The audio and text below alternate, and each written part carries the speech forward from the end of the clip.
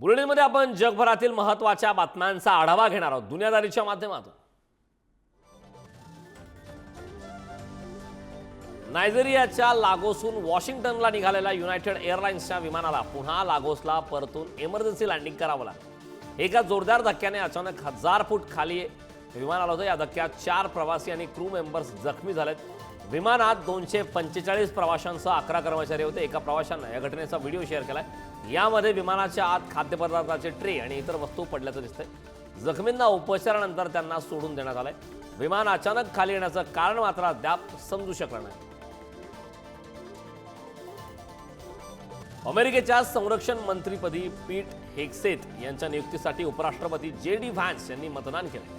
शुक्रवारी रात्री उशिरा झालेल्या नाट्यमय मतदानात पीट हेगसेथ यांना संरक्षण मंत्री म्हणून सिनेटने मान्यता दिली। पेंटागॉनचं नेतृत्व करण्याच्या त्यांच्या पात्रतेबाबत असलेल्या प्रश्नांनाही वाचा फोडली। यावेळी हेगसेथ स्वतः सहकुटुंब उपस्थित होते। हेगसेथ यांच्यासारख्या अनुभवी आणि शिस्तप्रिय व्यक्तीला अमेरिकन लष्करासाठी भूमिकेसाठी आजवर क्वचितच अशा प्रक्रियेचा सामना करावा लागला। AI अर्थात कृत्रिम बुद्धिमत्ते जागतिक पातळीवर वर्चस्व गाजवण्याच्या संबंधित अध्यादेशावर अमेरिकेचे राष्ट्राध्यक्ष डोनाल्ड ट्रम्प यांनी सही केली। AIला सामाजिक धोरणांपासून मुक्त करण्याची तरतूद या आदेशात करण्यात आली। ट्रम्प यांच्या या आदेशानुसार मावळते राष्ट्राध्यक्ष जो बायडन यांच्या काळातील सर्व धोरणे, कार्यवाही तसेच आदेशांमध्ये दुरुस्ती करण्याचे किंवा ते रद्द करण्याचे निर्देशही देण्यात आलेत। बायडन यांच्या धोरणांमुळे AIच्या क्षेत्रातील नवनवीन शोधांवर नकारात्मक परिणाम होत असल्याचा दावा ट्रम्प यांनी केला। अमेरिकेतील बेकायदेशीर स्थलांतरित भारतीयांना परत आणण्यासाठी केंद्र सरकारने पावले उचलण्यास सुरुवात केली। भारत सरकार बेकायदेशीर स्थलांतरितांच्या समर्थनात उभे राहणार नाही असं परराष्ट्र मंत्रालयाकडून स्पष्ट करण्यात आलं। बेकायदेशीर स्थलांतरितांच्या हद्दपारीबाबत अमेरिकेने घेतलेल्या निर्णयावर भारत सरकारने ही भूमिका घेतली। अमेरिकेत बेकायदेशीरपणे राहणाऱ्या भारतीयांची सर्व कागदपत्रे मिळाल्यानंतर त्यांना भारत सरकार परत आणेल असंही मंत्रालयाने यावेळी स्पष्ट केलं। रशिया युक्रेन युद्धावर तोडगा काढण्यासाठी सौदी अरेबियासह ओपेक संघटनेतील देशांना पुढाकार घेण्याचं आवाहन अमेरिकेचे राष्ट्राध्यक्ष डोनाल्ड ट्रम्प यांनी केलं। दोन्ही देशातील युद्ध रोखण्यासाठी रशियाचे राष्ट्राध्यक्ष व्लादिमीर पुतिन यांची भेट घेणार असल्याचं ट्रम्प यांनी जाहीर केलं। हे युद्ध थांबवण्यासाठी ट्रम्प यांनी हालचालींना आता वेग वाढवलाय। सौदी अरेबियासह अनेक ओपेक राष्ट्रांनी इंधनाचे दर कमी केल्यास दोन्ही देशातील तणाव निवळण्यास मदत होईल असं मत मांडतानाच पुतिन यांनी लवकरच भेट होईल असा विश्वासही ट्रम्प यांनी व्यक्त केला। रशिया आणि युक्रेनचं युद्ध थांबवण्यासाठी अमेरिकेचे राष्ट्राध्यक्ष डोनाल्ड ट्रम्प पुढाकार घेताना दिसत आहेत। तर दुसरीकडे याआधीच्या निवडणुकीत ट्रम्प यांचा पराभव झाला नसता तर हे युद्धच झालं नसतं असं वक्तव्य रशियाचे राष्ट्राध्यक्ष व्लादिमीर पुतिन यांनी केलं। रशियाने युक्रेनवर केलेले आक्रमण हे एक संकट होते जे ट्रम्प यांच्या कार्यकाळात टाळता आले असते असंही त्यांनी यावेळी म्हटलं। पुतिन यांनी डोनाल्ड ट्रम्प यांचं कौतुक करताना स्मार्ट आणि प्रॅक्टिकल व्यक्ती असं म्हटलं। रशिया आणि युक्रेनमधील युद्ध थांबवण्यासाठी युक्रेनचे राष्ट्राध्यक्ष झेलेन्स्की यांनी तयारी दर्शवली। रशियाचे अध्यक्ष पुतिन यांनी युक्रेनबरोबर युद्धविरामाचा करार करावा। झेलेन्स्की चर्चेसाठी तयार आहे असं वक्तव्य अमेरिकेचे राष्ट्राध्यक्ष डोनाल्ड ट्रम्प यांनी केलं। ट्रम्प यांनी याआधीच रशियाला युद्ध थांबवण्याचं आवाहन केलंय। युद्ध थांबलं नाही तर निर्बंधाचा इशाराही त्यांनी रशियाला दिला। या संदर्भात लवकरच पुतिन यांची भेट घेणार असल्याचं स्पष्ट करत सौदी अरेबियासह ओपेक देशांना पुढाकार घेण्याचं आवाहन ट्रम्पने केलं। अमेरिकेचे लोकप्रिय माजी राष्ट्राध्यक्ष जॉन एफ केनेडी यांच्या हत्येचा तब्बल 62 वर्षांनी उलगडा होण्याची शक्यता आहे। नवनिर्वाचित राष्ट्राध्यक्ष डोनाल्ड ट्रम्प यांनी केनेडींसह अनेक नेत्यांच्या हत्येच्या फायली सार्वजनिक करण्याचे आदेश गुप्तचर यंत्रणांना दिले। या आदेशामुळे अमेरिका जनतेला सत्य समजण्यास मदत होणार आहे। राष्ट्राध्यक्षपदाच्या निवडणुकीत ट्रम्प यांनी केलेल्या आश्वासनांची पूर्तता करत निर्णयांचा सपाटा लावलाय। केनेडी यांच्या हत्येचा उलगडा करण्यासाठी 15 दिवसात समिती नियुक्त करण्याचे आदेशही ट्रम्प यांनी दिले। अमेरिकेचे माजी राष्ट्राध्यक्ष बराक ओबामा आणि हॉलिवूड अभिनेत्री जेनिफर एनिस्टन यांच्यात अफेअर सुरू असल्याच्या चर्चांना उधाण आलं। या विषयावर अखेर अभिनेत्री जेनिफरने मौन सोडले। जेव्हा कधी पब्लिसिटी फोन येतो तेव्हा आता काय अफवा असेल असा प्रश्न मला पडतोय। अशा बातम्या मी पुन्हा पुन्हा ऐकते, मात्र मला त्याचा राग येत नाही असं म्हणत जेनिफरने मी मिशेल यांना बराक ओबामांपेक्षा अधिक ओळखते असंही तिनं म्हटलंय। प्रसिद्ध झालेल्या एका लेखानंतर या ओबामा आणि जेनिफर यांच्याविषयी चर्चा रंगल्या होत्या. त्यानंतर बराक दाम्पत्यांमध्ये तणावाच्या चर्चांनाही उधाण आलं. अमेरिकेचे राष्ट्राध्यक्ष डोनाल्ड ट्रम्प यांनी फेडरल रिझर्व्ह व्याजदर कमी करण्यासाठी दबाव आणणार असल्याचं म्हटल्यानंतर सोन्याच्या किमतीत तेजी आहे. शुक्रवारी MCX गोल्ड फ्युचर्समध्ये सोन्याच्या प्रति 10 ग्रॅम दराने 80.312 रुपयांचा सर्वकालीन उच्चांक गाठला, तर स्पॉट मार्केटमध्ये सोन्याने 83,000 रुपयांचा टप्पा ओलांडला. दरम्यान फ्युचर्सच्या किमती आणि स्पॉट मार्केटमधील किमतीमधील फरक सोन्यावरील 3% GST आणि त्याच्या प्रीमियममुळे.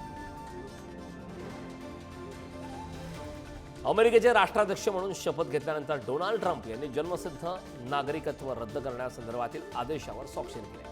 ट्रम्प सरकारच्या या निर्णयामुळे अमेरिकेतील स्थलांतरित महिलांनी धास्ती घेतली.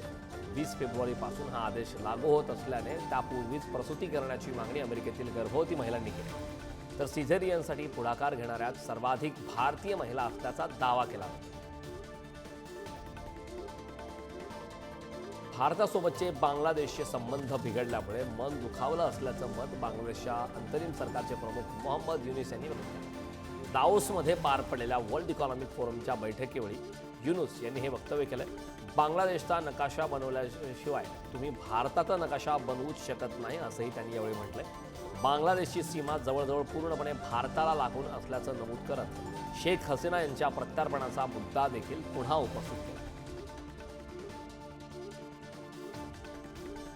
अमेरिकेचे माजी राष्ट्रपती महिंदा राजपक्षे यांचा मुलगा योशिता राजपक्षे यांना पोलिसांनी अटक केली.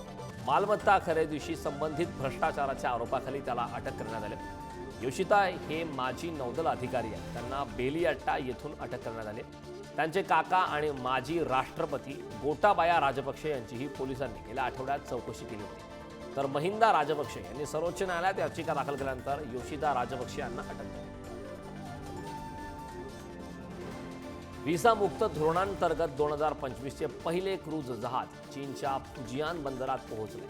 सिल्वर डॉन असे या क्रूझ जहाजाचं नाव असून शांघायमध्ये दाखल झाले. या जहाजात जगभरातील 500हून अधिक प्रवासी होते. त्यापैकी अनेकांना चीनच्या व्हिसा मुक्त प्रवेश धोरणाचा फायदा झाला. दक्षिण पूर्व चीनच्या फुजियान प्रांतातील शियामेन आंतरराष्ट्रीय क्रूझ टर्मिनलवर सागरी स्प्रिंग फेस्टिवलची लगबग सुरू झाली. सिल्वर डॉन क्रूझ जहाज हाँगकाँगकडे रवाना होण्याआधी झियाओझनमध्ये 2 दिवस थांबणार आहे. या धोरणामुळे क्रूझ पर्यटनामध्ये वाढ झाली.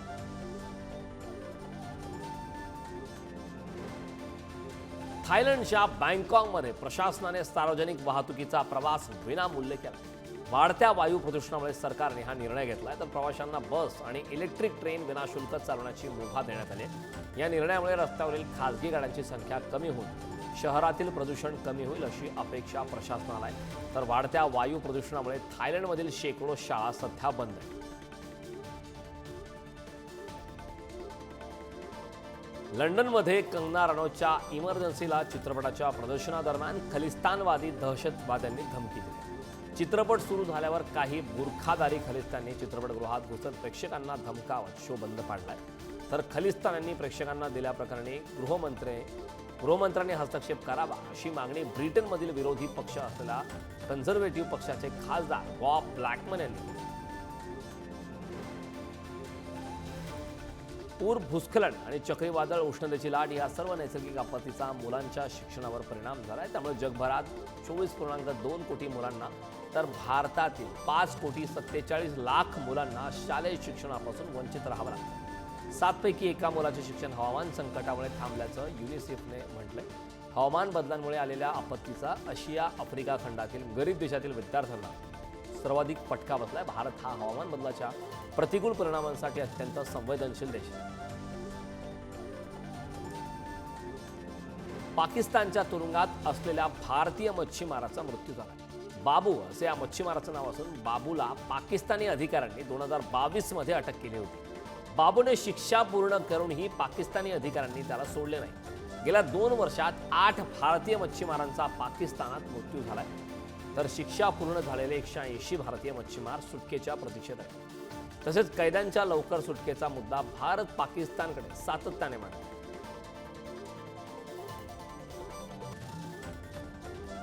पाकिस्तानमध्ये करोकारी म्हणजे ऑनर किलिंग या नावाने जुन्या परंपरेनुसार महिलांना उघडपणे मारलं जातं. पाकिस्तानातील सिंध प्रांतात ऑनर किलिंग 3 दिवसात 8 हत्या करण्यात आली. यापैकी अनेक खुनांमध्ये सासऱ्याने खून केले तर काहींमध्ये नवऱ्याने केले. या घटनांना समाजाकडूनही पाठिंबा मिळत आहे. सिंधमधील 4 जिल्ह्यांमध्ये 3 दिवसाच्या कालावधीत 5 महिलांसह आणखी 8 जणांचा मृत्यू झाला.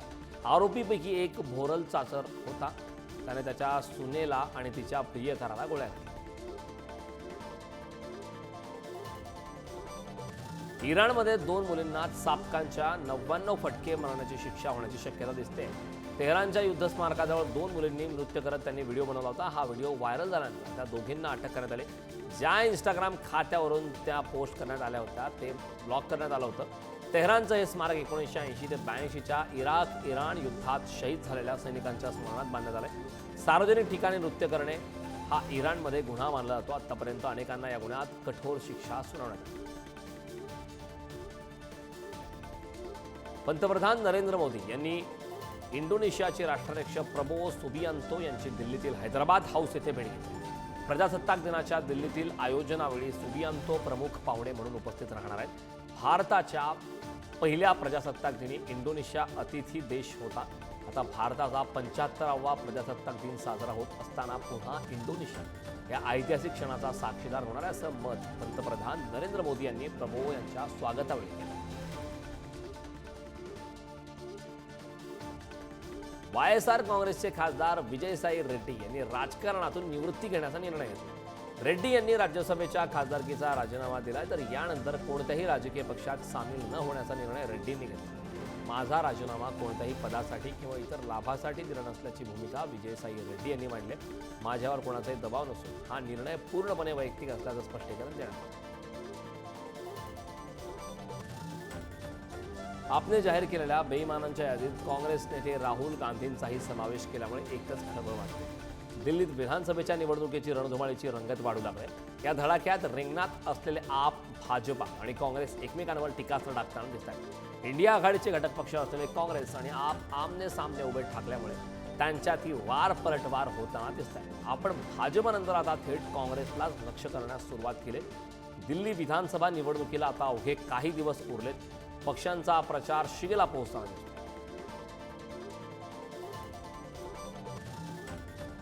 दिल्ली विधानसभेच्या निवडणूक प्रचाराचा धुरळा उडत असतानाच रिंगणात असलेल्या आप, भाजपा आणि काँग्रेसकडून मतदारांना विविध आश्वासनं दिली जातात. त्याच पार्श्वभूमीवर केंद्रीय गृहमंत्री अमित शाह यांनी भाजपच्या ठरावपत्राचा 3रा भाग प्रसिद्ध केला. भाजपसाठी हे फक्त ठरावपत्र नसून विश्वासाचा प्रश्न आहे. ही पोकळ आश्वासने नाहीत, आम्ही सर्व आश्वासने पूर्ण करतो असं शहा यांनी यावेळी म्हटलं. हा दिल्लीचा अर्थसंकल्प डोळ्यासमोर ठेवून भाजपचा ठरावपत्र तयार करण्यात आल्याचं बोललं जातं. कॅगच्या अहवालासाठी विशेष अधिवेशन बोलवण्याची मागणी उच्च न्यायालयाने फेटाळली. कॅगचा अहवाल दिल्ली विधानसभेत मांडण्यासाठी विशेष अधिवेशन बोलवण्याची मागणी भाजपने केली होती. कॅगचा अहवाल सादर करणे घटनेनुसार बंधनकारक आहे, मात्र न्यायालय विधानसभेचे अधिवेशन बोलवण्यासाठी हस्तक्षेप करू शकत नाही असं न्यायालयाने म्हटलं. कॅग अहवाल विधानसभा अध्यक्षांकडे पाठवण्यात विलंब झाला. आगामी निवडणुकीनंतर दिल्ली सरकारकडून कॅग अहवाल लवकरात लवकर सादर करण्यासाठी पावले उचला असे आदेश न्यायालयाने दिले. प्रजासत्ताक दिनानिमित्ताने देण्यात येणारे शौर्य पुरस्कार जाहीर झाले. 942 सैनिकांना शौर्य आणि सेवा पदकांची घोषणा करण्यात आली. पोलिसांसह अग्निशामक, गृहरक्षक, नागरी संरक्षण आणि सुधारात्मक संवेदनशील सेवांतील एकूण 942 कर्मचाऱ्यांना विविध श्रेणीतील शौर्य आणि सेवा पदक प्रदान करण्यात आले. या पदकांमध्ये 95 शौर्य पदकांचा समावेश आहे. पुरस्कार विजेत्यांमध्ये पोलीस, अग्निशामक, होमगार्ड आणि नागरी संरक्षण कर्मचारी आणि सुधारात्मक सेवांमध्ये काम करणारे कर्मचारी असल्याची माहिती केंद्रीय गृह मंत्रालयाने दिली. 75व्या प्रजासत्ताक दिनी सर्व जिल्ह्यातील काही सरपंचांना दिल्लीतील पथसंचलनाचं निमंत्रण देण्यात आले. विशेष कामगिरी करणाऱ्या या सरपंचांना केंद्र सरकारकडून विशेष अतिथी म्हणून आमंत्रण देण्यात आले. महिलांच्या डोक्यावरील पाण्याचा हंडा उतरवण्यासाठी पंतप्रधान नरेंद्र मोदींनी जलजीवन मिशन राबवली होती. या योजनेअंतर्गत विशेष कामगिरी करणाऱ्या या महिला सरपंचांनी या निमंत्रणाविषयी आनंद व्यक्त केला. गावचा गावगाडा चालवणाऱ्या या सरपंचांना देशाचं सामर्थ्य पाहण्याची संधी मिळाली.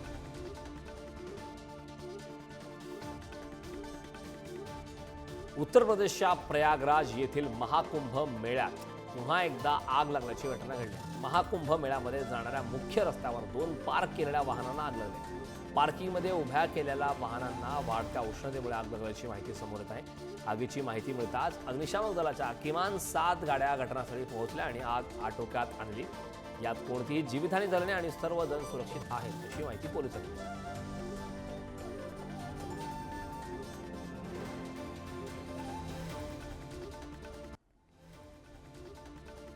माजी अभिनेत्री ममता कुलकर्णी हिला महामंडलेश्वर ही पदवी देण्यात आली। तिला महामंडलेश्वर बनवण्यास आध्यात्मिक गुरु हेमांगी सखी यांनी विरोध दर्शवलाय। ममताला किन्नर आखाड्यात स्थान कसं, ड्रग्ज प्रकरण आणि डी कंपनीशी संबंधित व्यक्तीला दीक्षा कशी दिली, ममता कुलकर्णींना महामंडलेश्वर करून कोणता गुरु समाजाला देत आहे असे अनेक सवाल हेमांगी सखी यांनी उपस्थित केलेत। यामुळे भाविकांसह नागरिकांमध्ये अनेक चर्चा रंगताना दिसतात। यावर पुढे काय निर्णय होतो याकडे सर्वांचं लक्ष लागलं। हिमाचल प्रदेशने आज राज्य स्थापना दिवस साजरा केला। या दिवशी हिमाचल प्रदेश 1971 मध्ये अधिकृतपणे भारतीय संघराज्याचे 18वे राज्य बनले। त्यामुळे हिमाचल प्रदेशचा स्थापना दिन हा त्याच्या समृद्ध इतिहास, संस्कृती आणि कर्तृत्वाचा उत्सव म्हणून साजरा केला जातोय। तर 15 एप्रिल 1948 रोजी 30 संस्थाने एकत्र येत हिमाचल प्रदेशची मुख्य आयुक्त प्रांत म्हणून स्थापना झाली होती। हिमाचल प्रदेश राज्य कायदा संसदेने 18 डिसेंबर 1970 रोजी संमत केलाय। तर 25 जानेवारी 1971 रोजी हिमाचल प्रदेशला अधिकृतपणे एक राज्य म्हणून घोषित झाले।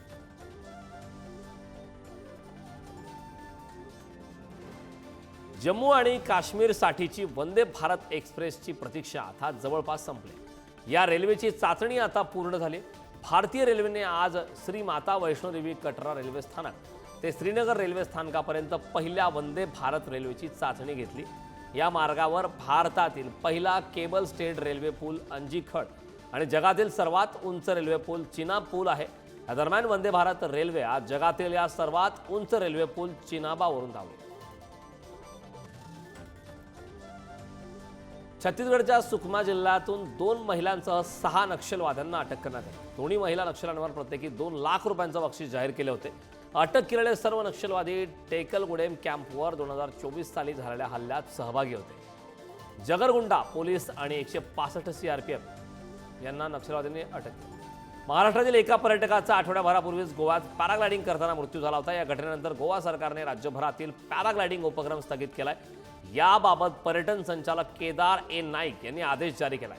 यात ते म्हटलेत की पुढील आदेश येईपर्यंत संपूर्ण किनारपट्टी राज्यामध्ये पॅराग्लायडिंग उपक्रम तात्काळ स्थगित करण्यात आलाय। तर आदेशाचे पालन करण्यात अयशस्वी होणारी कोणतीही व्यक्ती, कंपनी, संघटना, फर्म किंवा इतर कोणतीही संस्था भारतीय न्याय संहिता अंतर्गत 50,000 रुपये दंड या कारवाईस पात्र असेल असे आदेश देण्यात आले।